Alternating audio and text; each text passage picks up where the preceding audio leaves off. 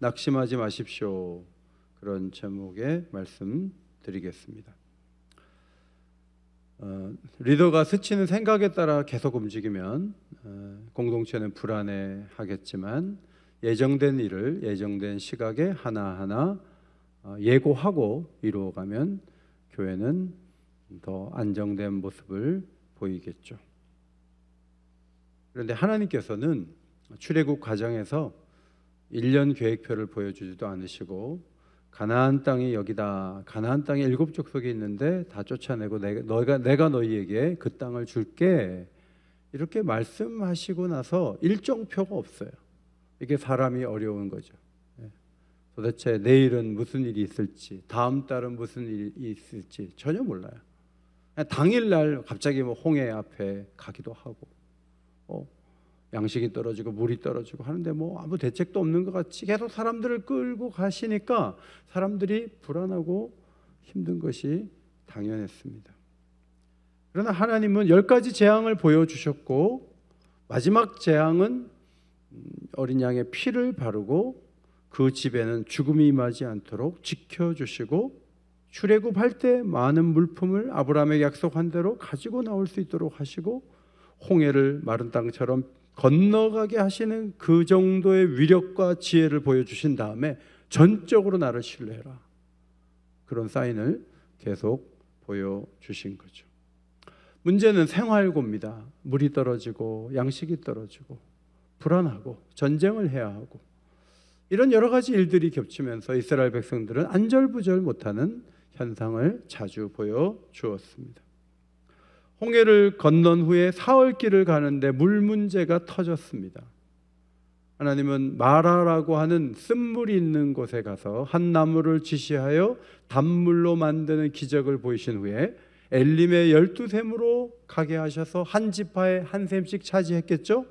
70종려나무 아래에서 쉼을 얻고 물을 마시도록 그렇게 인도해 주셨습니다. 여기서도 이제 원망이 터졌는데 입장 바꿔놓고 단수가 몇 시까지 있습니다 하고 안내가 이렇게 돼서 몇 시간 단수야 괜찮지만 아무 말 없이 한 3일 물 안 나와 봐요. 저희도 아이들 혼례하기 그 주간에 내일이 혼인인가 그런데 전기가 나갔어요. 냉장고 안에 있는 거 하나도 못 먹어요. 내일은 큰일을 치러야 되는데 그렇게 갑자기 전기가 나가면 마음에 힘들죠. 아니 이렇게 관리를 하나. 나중에 보니까 무슨 변전소에서 사고가 있어서 그랬다고 하는데 도대체 한 굉장히 긴 시간 고쳐주지도 않고 굉장히 힘든 시간을 보낸 적이 있는데 물 문제로 이렇게 곤욕을 치를 때 마라의 쓴물을 지나서 엘림에 가면 12샘이 있어 라고 예고라도 해주시면 원망하지 않죠. 아무 말도 안 하세요. 가보니 엘림이니까 거기서 물을 마실 뿐 미리 엘림이 있어 이렇게 말씀 안 하세요. 이게 이스라엘 백성들이 견뎌야 했던 굉장히 큰 어려움이었습니다. 하나님은 능력으로 쓴물을 단물되게 하시고 그 후에 이런 말씀을 주셨습니다. 모세가 여호와께 부르짖었더니 여호와께서 그에게 한 나무를 가리키시니 그가 물에 던지니 물이 달게 되었더라. 거기서 여호와께서 그들을 위하여 법도와 율례를 정하시고 그들을 시험하실세 이르시되 너희가 너희 하나님 나 여호와의 말을 들어 순종하고 내가 보기에 의를 행하며 내 계명에 귀를 기울이며 내 모든 규례를 지키면 내가 애굽 사람에게 내린 모든 질병 중 하나도 너희에게 내리지 아니하리니 나는 너희를 치료하는 여호와임이라 라고 말씀하셨어요. 마라의 쓴물이 달게 되면서 하나님께서 백성들을 시험하셨어요.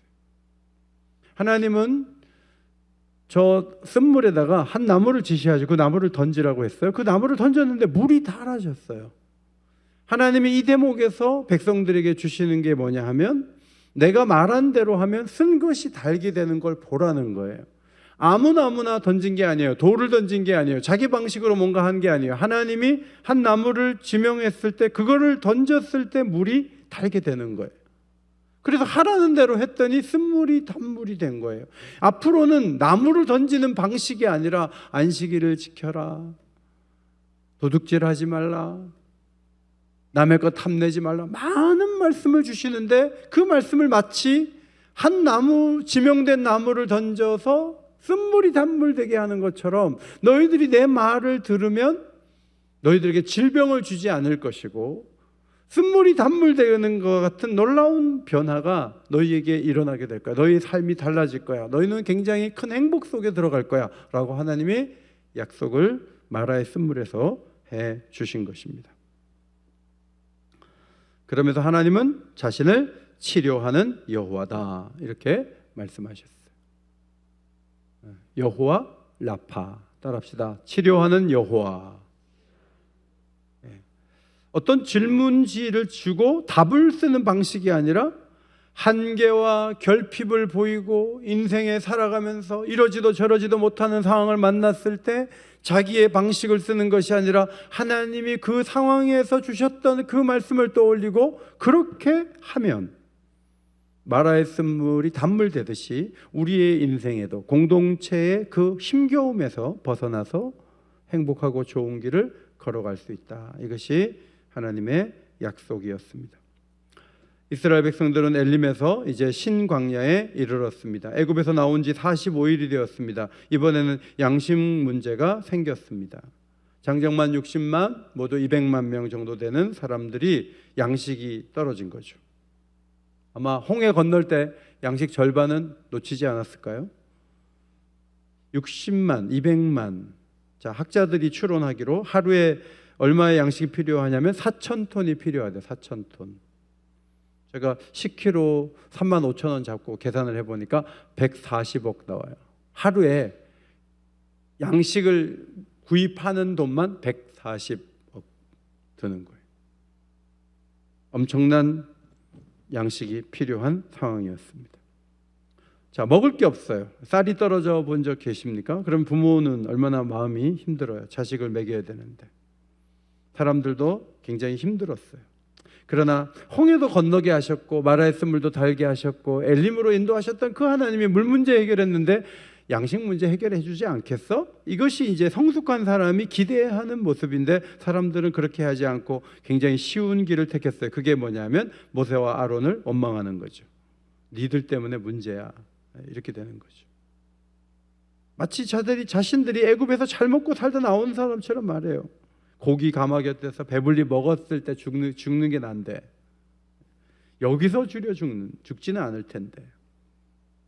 사실 뭐 벽돌을 제대로 못 받치면 막 채찍 맞고 남자애 나면 강에 던져야 되고 뭐 그렇게 비참하게 살아는 건 하나도 생각하지 않고 마치 막 배불리 먹다가 나온 사람들처럼 막 원망을 쏟아냈어요. 그때 하나님께서 4절에 이렇게 말씀하시죠. 보라, 내가 너희를 위하여 하늘에서 양식을 비같이 내리리니 백성이 나가서 일용한 것을 날마다 거둘 것이라. 여러분, 양식이 땅에서 이렇게 자라야 되잖아요. 근데 위에서 양식이 쏟아진다는 거예요. 그러니까 날마다 먹을 걸 거둔다는 거예요.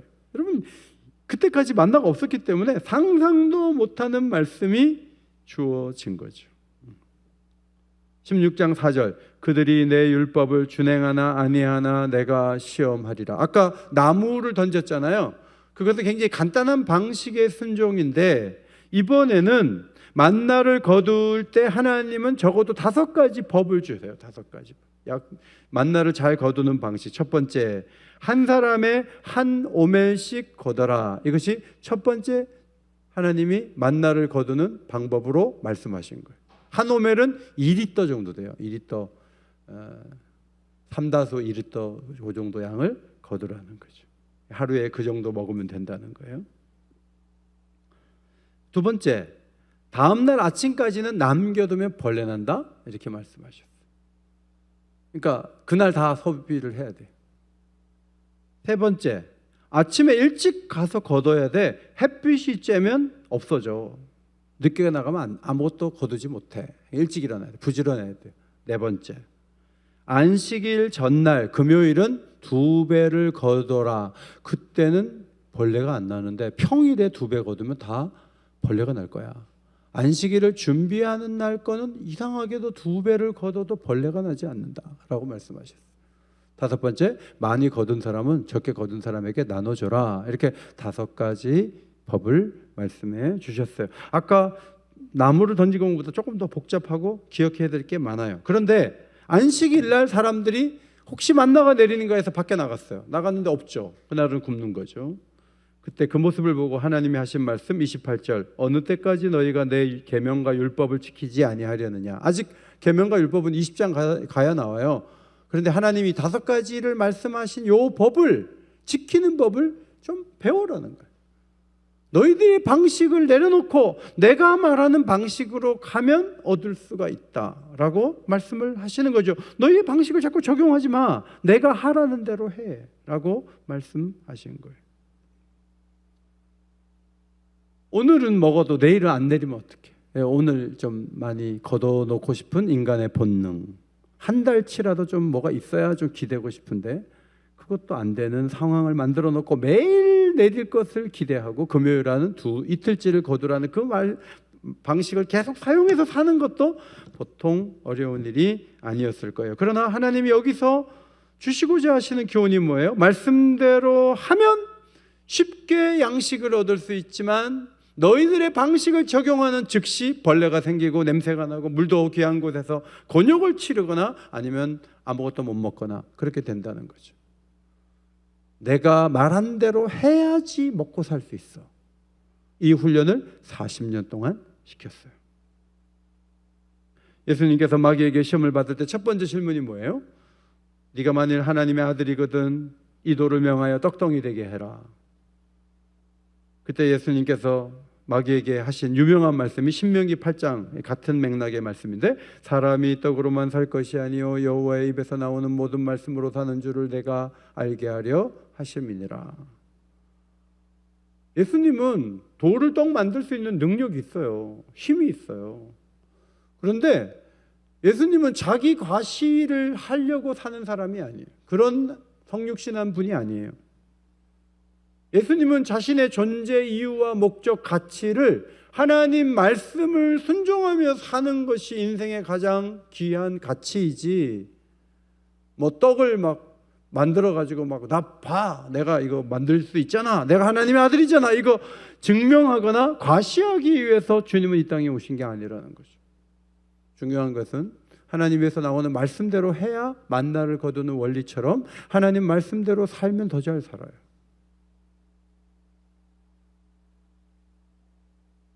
주일을 안 지키잖아요. 그리고 주일날 막 일하잖아요. 그럼 빨리 죽어요. 쉬지를 못해가지고. 교회도 이렇게 가만히 보면 11조를 잘 하는 분들이 재정적으로 안정돼요. 그것 좀 아낀다고 11조도 안 하고 자기 방식으로 사는 거거든요. 나중에 돈 까먹어요. 하나님 뜻대로 하려고 하면 더 잘 돼요. 아멘이 아직 안 터져 나오고 있어요. 하나님이 하라고 하시는 대로 하면 더 잘 돼요. 우린 그걸 믿어요. 그래서 우리 신자들에게는 그렇게 살아가려고 하는 의지, 이게 너무 중요하죠. 기도 안 하고 그냥 계속 버텨보세요. 삶에 아무런 변화가 안 올 거예요. 그래도 작은 문제라고 해도 주님 도와주세요 하고 반복해서 주님 앞에 간절히 손을 내밀면 그 인생은 하나님이 놀라운 일을 그 인생의 가운데 열어주실 줄 믿습니다. 하라고 한 대로 하는 거예요. 하나님 말씀대로 하면 계속 먹을 수 있어요. 자, 한 10년 순종했어요. 40년 그렇게 하게 됐는데 10년 하고 나서 그 다음 자기 방식으로 해. 그러면 벌레 생겨요. 똑같아요. 안 돼. 자기 방식을 도입하는 즉시 망하는 거예요. 안 되는 거예요. 그걸 계속 40년 동안 반복해서 양식 문제 가지고 경험하게 하셨어요. 해운대 옆에 항구가 있잖아요. 거기에 5, 6도 가는 배가 있어요. 그 배를 타고 5, 6도를 한 바퀴씩 도는데 사진을 보면 이게 이제 배에서 찍은 사진인데 얘네들이 이 관광객이 던져주는 새우깡을 먹고 사는 애들이에요. 그래서 얘네들은 고기도 먹고 뭐 다른 걸 먹어야 되는데 물고기를 먹어야 되는데 얘네들은 여기 와가지고 그냥 관광객을 따라다니느라고 뭐 수백 마리가 막 따라다녀. 여러분 그래가지고 계속 새우깡 먹으면 그 새가 오래 살까요? 병들어요. 어느 공원에 갔더니 사슴이 있더라고요. 거기 경고장. 여러분이 먹는 과자를 자꾸 먹이면 사슴이 병듭니다. 사슴이 먹는 사료가 있어요. 이 갈매기는 갈매기가 먹을 것이 정해져 있어요. 그거 먹어야 돼. 자꾸 배를 유람선 따라다니면서 사람들 던져주는 자꾸 과자 먹으면 얘네들은 아마 병들고 빨리 죽을 거예요. 하나님이 정해진 그것을 가지고 살아가는 법이 매우 중요해요. 저와 여러분에게, 우리 모두에게 하나님이 하시는 말씀이 뭐예요? 사랑하라. 난 사랑하기 싫어. 난 미워할 거야. 그러면 어렵게 돼요. 그러면 그 사람은 빨리 병들 수 있어요. 왜냐하면 자기 길을 찾았기 때문에, 하나님이 하라고 한 대로 안 했기 때문에. 오늘 사랑과 성김이 이끌며 안고 하나 되는 거 배우세요. 하나 되는 거 애써야 된다. 난 하나 되는 거 싫어. 난 둘 될 거야. 여러분, 그러면 나중에 힘들어져요. 자기 생각을 자꾸 집어넣고 이성과 기준에 따라 자꾸 움직이면 그 교회, 그 가정, 그 개인 어려워져요. 보통 사람의 본능은 그거잖아요. 하루치는 쌓아놔야 되는 거 아니야? 내일 안 내리면 어떡해? 이틀치라도 있어야지. 근데 벌레 낸다니까. 한 달치는 있어야 되는 거 아니야? 안 되는 거예요. 그렇게 자꾸 적용하고 자꾸 뭔가 머리를 쓰면 더 복잡해지는 거예요. 단순하게 내일 온다는 믿음을 가지고 오늘 다 먹고 다 치워야 돼요. 그러면 내일 또 내려. 그걸 40년 동안 하는 거예요. 물론 이 말씀은 여러분 보고 20kg 쌀 사지 말고 매일 1kg짜리 사다 먹어라, 그런 말씀 아니에요. 여러분 쌀독에 한 달치 양식 있는 거 괜찮아요. 오늘 이 말씀의 중요한 교훈은 뭐예요? 하나님이 하라는 대로 하라는 거예요. 성경이 지시하는 대로 살라는 거예요. 그러면 하나님이 도와주신다. 나는 동창회가 더 좋아. 나는 교회 사랑방 안 해. 난 내 맘대로 살 거야. 난 사랑방 안 하고 동창회만 나갈 거야. 그러다가 동창한테 돈 빌려줘가지고 다 뛰어요. 거기 너무 가가지고 그렇게 하면 나중에 내가 동창회 가지 않고 사랑방 갈 걸 내가 잘못했다. 여러분, 우리에게 주신 법은 왜 주신 거예요? 하나님 혼자 유익하려고 아니에요. 신명기 10장 13절을 앞에 보시고 읽습니다. 시작. 내가 오늘 내 행복을 위하여 내게 명하는 여호와의 명령과 규례를 지킬 것이 아니냐. 누구 행복? 우리 행복을 위해 주신 말씀이에요. 이렇게 사는 게 더 좋은 길이야 라고 말씀해 주신 거예요. 그거를 거부하면 우리는 불행하게 될 수밖에 없는 거죠.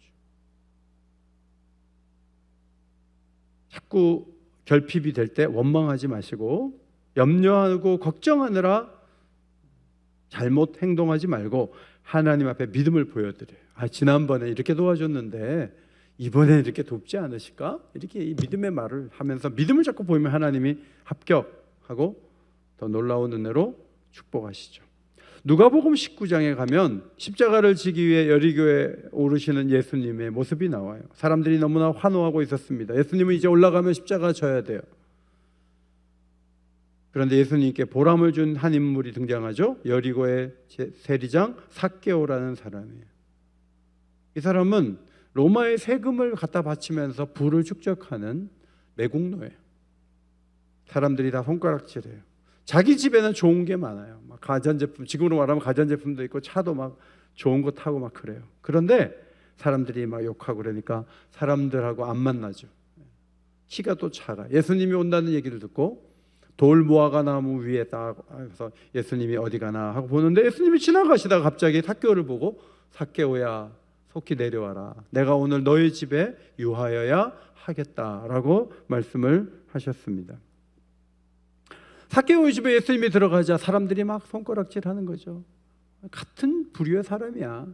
저렇게 같이 그 집에 들어가는 거 보니까 예수도 뭐 별 수 없더라고 막 이렇게 얘기를 했겠죠. 그리고 들어가서 이제 삭개오가 고백을 했는데 하룻밤 자고 고백을 했는지 들어가자마자 감동이 돼서 고백했는지 모르지만 그는 놀라운 다짐을 주님께 고백했고 이 고백은 실행이 됐기 때문에 성경에 올라 있는 거죠. 19장 8절이에요. 앞에 보시고 같이 읽겠습니다. 시작. 주여 보시옵소서. 내 소유의 절반을 가난한 자들에게 주겠사오며 만일 누구의 것을 속여 빼앗은 일이 있으면 네 갑절이나 갚겠나이다 라고 약속을 했어요. 네 갑절을 갚겠다는 것은 양도둑이 보상하는 법이거든요. 구약에 자기 양도둑으로 행동했다면 보상하겠다, 그런 약속을 한 거죠. 삭개오는 부유한 삶이 전부가 아닌 걸 깨달았어요. 예수님이 저렇게 욕을 먹으면서 우리 집에 들어오셨는데 나는 주님의 기쁨을 위해서 무엇을 할까? 이 재산이 많은 게 반드시 좋은 건 아니다. 내가 이것을 좀 나누면서 살아야 되겠다 하는 변화가 있게 된 거죠. 어떻게 삭개오가 그런 변화를 가질 수 있는가? 예수님이 하나님이잖아요. 하나님이 이렇게 오시잖아요. 하나님의 임재가 딱 임하면요, 하나님의 마음을 갖게 되는 거예요. 예배 시간에 하나님의 임재가 오면 여러분들이 생각이 조금씩 바뀌는 게 정상이에요. 특별히 하나님은 주시는 분이에요. 베푸시는 분이에요. 아들을 내어주신 분이에요. 삭개오는 돈이 많아요. 돈을 좀 비워줘야 되겠다. 누군가를 위해 줘야 되겠다. 하나님의 임재 속에 그는 그런 결심을 하고 숨기지 않고 말씀을 드려서 실행한 것으로 보입니다. 예수님이 너무나 감동했어요. 9절 10절을 보면 오늘 구원이 이 집에 이르렀으니 이 사람도 아브라함의 자손이미로다. 자, 10절 같이 읽겠습니다. 시작. 인자가 온 것은 잃어버린 자를 찾아 구원하려 함이니라. 여리고로 갈 때는 시각장애인 한 사람을 보게 만드셨어요. 그리고 여리고 안에서는 삭개오를 얻었어요. 그리고 그가 완전히 변화된 모습에 고백을 하는 걸 기쁘게 받으시고, 예수님은 인자가 온 것은 잃어버린 자를 찾아 구원하려 함이니라 자신의 사명 선언을 또 하셨어요. 예수님이 이제 올라가면 십자가 져야 돼요. 근데 십자가는 예수님의 발걸음을 무겁게 만드는 거지만 시각장애인을 보게 하시고 세리장 한 사람의 변화된 고백을 받으시면서 내가 이 일을 위해 온 거지, 이런 자긍심과 기쁨이 예수님께 있었을 것입니다. 우리는 여기서 낙심하지 않는 비결 하나를 배우는데 그게 뭐냐면 약한 자를 만나는 거예요. 약한 자를 만나 여러분이 할 수 있는 일을 할 때 여러분은 낙심함에서 벗어날 수 있어요. 예수님도 그랬던 것처럼. 우리가 끊임없이 해야 될 일이 뭐예요? 잃어버린 자를 찾는 거죠. 부자도 잃어버린 자가 있어요.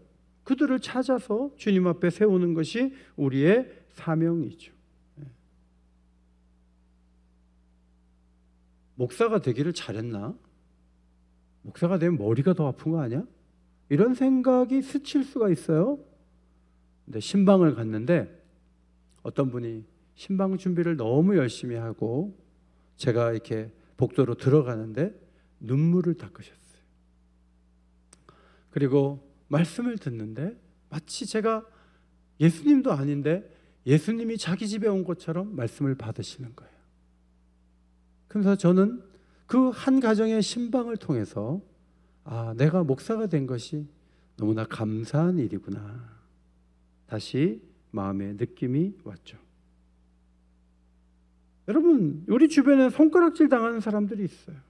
저 사람 상대하지 마, 그런 사람도 있어요. 근데 그런 사람들을 가까이 하고 도와주고 사랑하고 베풀고 안아주고 그 사람들이 너무나 감동을 받고, 그러면 우리는 사역의 보람을 느끼는 거죠. 성김 입금이들이 많이 계신데 오래된 교인들이 잘하는 것도 있지만 막 새 가족인데 말씀 한 구절 붙들고 너무 감사해가지고 문자 한번 보내봐요. 그러면 그 문자 받은 그날은 얼마나 기분이 좋고 감사한지 몰라요.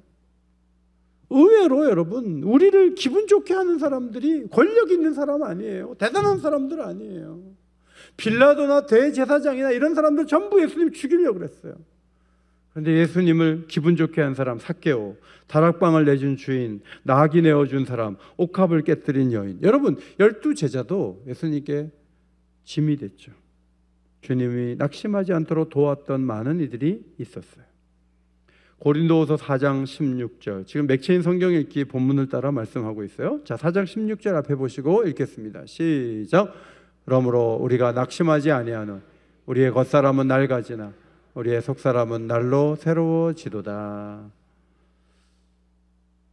부활에 대한 확신은 죽음, 질병, 이 땅에서 보이는 한계에 대한 다른 해석을 내리게 하는 가장 중요한 힘이 된다. 이것이 고린도후서 4장의 말씀이에요. 맞나 틀리나 대답해 보세요. 건강을 잃으면 다 잃는 것이다. 건강이 제일이다. 맞아 틀려요? 제가 어떤 선교사님 꼭 끝에 인사말이 이거예요. 목사님 건강이 제일입니다. 건강을 지키십시오. 이렇게 꼭 문자가 와요. 난 그분 이상한 사람이라고 생각해. 선교사가 돼갖고 저보고 건강이 제일이다 그러면 어떡해. 물론 건강을 잃으면 아무것도 못하니까 건강이 중요하다 그 정도는 제일이지, 맞지만 건강이 제일은 아니에요. 사도 바울은 겉사람이 낡아지는 것이 나는 예외다 하지 않아요. 바울도 무릎이 아팠을 거예요. 바울도 시력이 떨어져서 우리로 말하면 안경이 필요했다고요. 바울이 어느 날 잘 안 들려서 보청기를 해야 될 그런 청력을 가지고 있을 수도 있는 거예요. 하나님의 사람이라 그래서 하나도 건강이 문제가 없고 그렇지 않아요. 모세는 특별히 했다고 하지만 다 인생길은 낡아지는 거예요. 자동차 50만 킬로 탄 사람도 있더라고요. 50만 킬로 어떻게 타냐? 그거 계속 주기에 따라 잘 갈아주니까 50만 킬로 탄 거죠. 하나도 안 갈았는데 50만 타다. 불가능해요. 세월이 흐르면 우리의 몸은 낡아져요. 낡아지는 것은 사람을 낙심하게 만들어요. 그러나 바울은 우리가 낙심하지 아니하노니 겉사람은 낡아지나 우리의 속사람은 날로 새롭도다. 뭘 보고 있어요? 속사람을 보는 거예요. 제가 신방 가서 물어봤어요. 성도님, 10년 전에 예수님 더 잘 보여요? 지금 더 잘 보여요? 그랬더니 지금도 잘 보이죠. 10년 전보다 지금이 훨씬 예수님 더 잘 보여요. 예수님 믿는 신앙도 더 좋아졌고.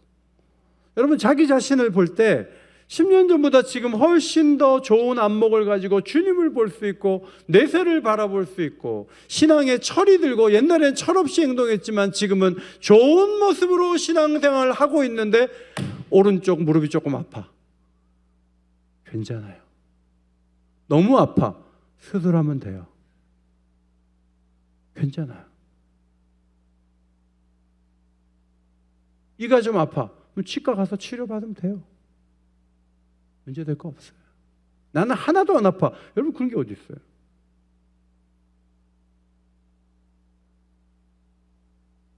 염색을 하잖아요. 염색을 이렇게 하면 할 때 무슨 생각을 해요? 천국 가면 염색 안 한다. 천국 가면 염색 안 한다. 제 아내는 여보 은퇴하시면 염색하지 마세요 그래요. 그럼 저는 천국 가면 염색 안 해요 그래요. 어느 게 더 좋아요? 천국 가면. 몸이 좀 아프면 천국을 더 사모하는 힘을 가는, 이 땅에서 탄식하면 그 탄식하는 것이 하나님의 나라를 사모하는 힘으로 연결돼서 더 영적인 것이 중요하고 더 내세를 바라볼 수 있는 힘이 되어서 더 좋은 신앙이 될 수 있는 영적 환경이 되는 거예요.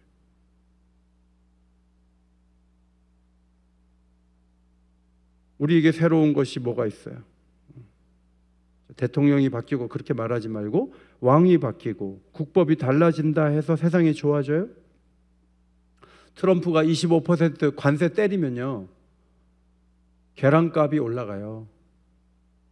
아보가도 가격이 2배로 뛴다고요. 서민들은 너무 힘들어요. 자기는 어떤 논리로 그걸 하는지 모르지만 장바구니 그 물가를 다 불안하고 어렵게 만드는 거예요. 그러니까 한쪽만 보는 거예요. 사람이 해결하는 건 한쪽만 보고 자꾸 얘기하는 거예요. 그런데 평안이라는 건 그렇게 해서 오는 게 아니에요. 여러분 눈에 보이는 거 너무 크게 보지 마세요. 실망하게 돼.